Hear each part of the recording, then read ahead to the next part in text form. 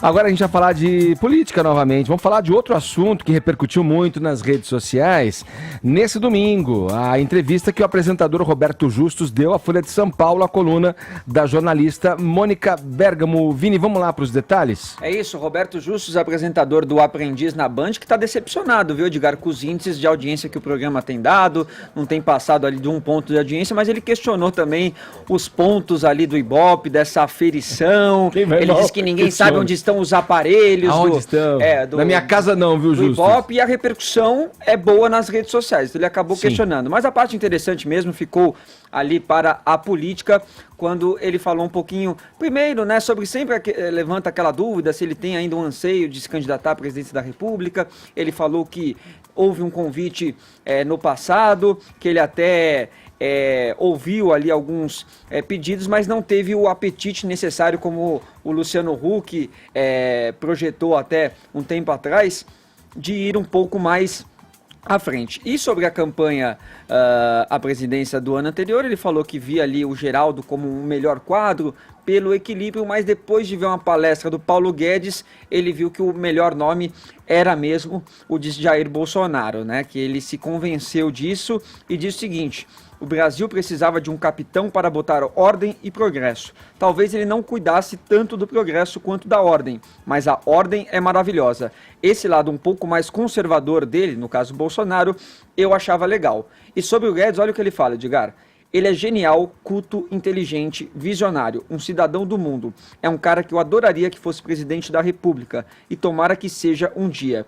Aí quando o Bolsonaro trouxe o Moro, completou para mim e eu virei tiete. Essas foram as palavras do Roberto Justus, que também fez críticas ao Congresso, críticas à oposição, acha que acaba atrapalhando, mas também falou que o Bolsonaro tem alguns erros ali, acaba tuitando algumas coisas desnecessárias, irrelevantes. Os filhos também atrapalham um pouco na visão aí dos Justus, mas ele fala que o presidente às vezes mete os pés pelas mãos, não acha adequado o tratamento que ele tem com a imprensa, e fez um elogio a Michel Temer, Edgar. Veja só, dizendo que o Temer, tirando o político que fez algumas coisinhas... Tirando 98%. Tirando aquelas coisas erradas, foi um bom gestor, um dos melhores presidentes da República dos últimos anos, mas não tinha o apoio necessário por causa do discurso do golpe.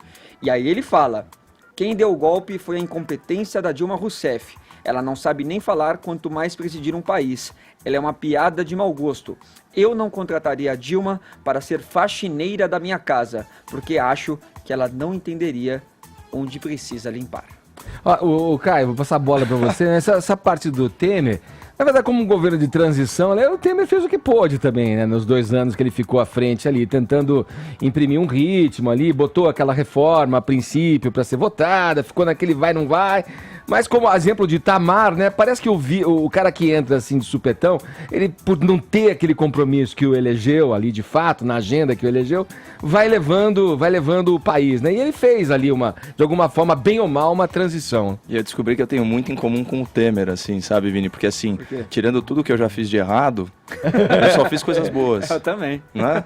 Bom, vamos lá, né? Falar dessa parte. Eu achei interessante, né? Ele comenta quase no preâmbulo, aí no comecinho da entrevista, ele fala que ele tem uma personalidade confrontadora, né? E a entrevista dá a entender que ele tem uma personalidade controladora também, no sentido de controlar a narrativa do programa, com edições, esse tipo de coisa. Foi muito interessante o jeito também que ele abordou a questão da participação política dele. De certa forma, ele vaza um suposto convite para que ele concorresse à presidência da República, sem comprometer ninguém, sem dar nomes, mas se pareando ao Luciano Huck.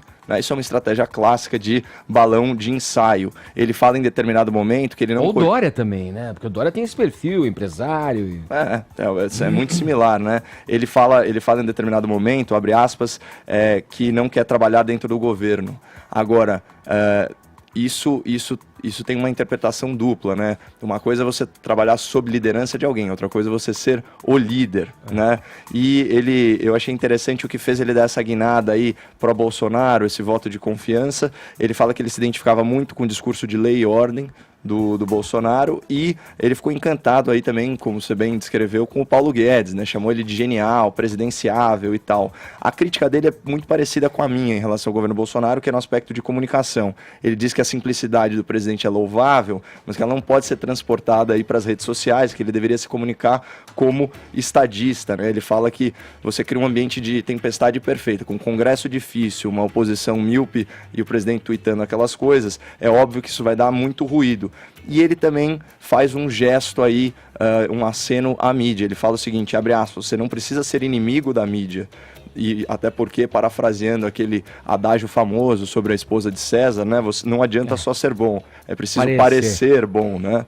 Então, enfim, teve aqui a crítica positiva ao Temer, a crítica negativa à Dilma. Sim. Eu confesso que eu identifiquei um viés elitista que eu não gostei na colocação dele sobre a Dilma, quando ele fala que não contrataria nem para ser faxineira da minha casa, enfim. Mas eu gostei muito das observações dele, assim, de uma autocrítica sincera sobre vaidade. Né? Ele fala que ele de fato é um homem vaidoso. Ele fala o seguinte, vaidade é importante, só não pode ser narcisista, né? Deixar o seu ego ser maior do que você. No geral foi uma entrevista bacana, recomendo a leitura aí pro ouvinte da PAN. Agora precisa avisar o Justus que pode ser um método do presidente, essa fricção, esse atrito, né? Esse morde-a-sopra, falamos muito nesse morde-a-sopra e governar digamos, nesse caos, nesse atrito aí.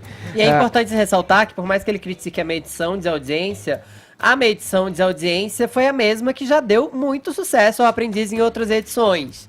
E é inegável, o Aprendiz está no dia na hora errada, na Band, e não está repercutindo tanto quanto as outras edições. Então não adianta só criticar o Ibope sem ver as falhas do programa, que está sendo inclusive acusado de proteger participantes. Vamos lá.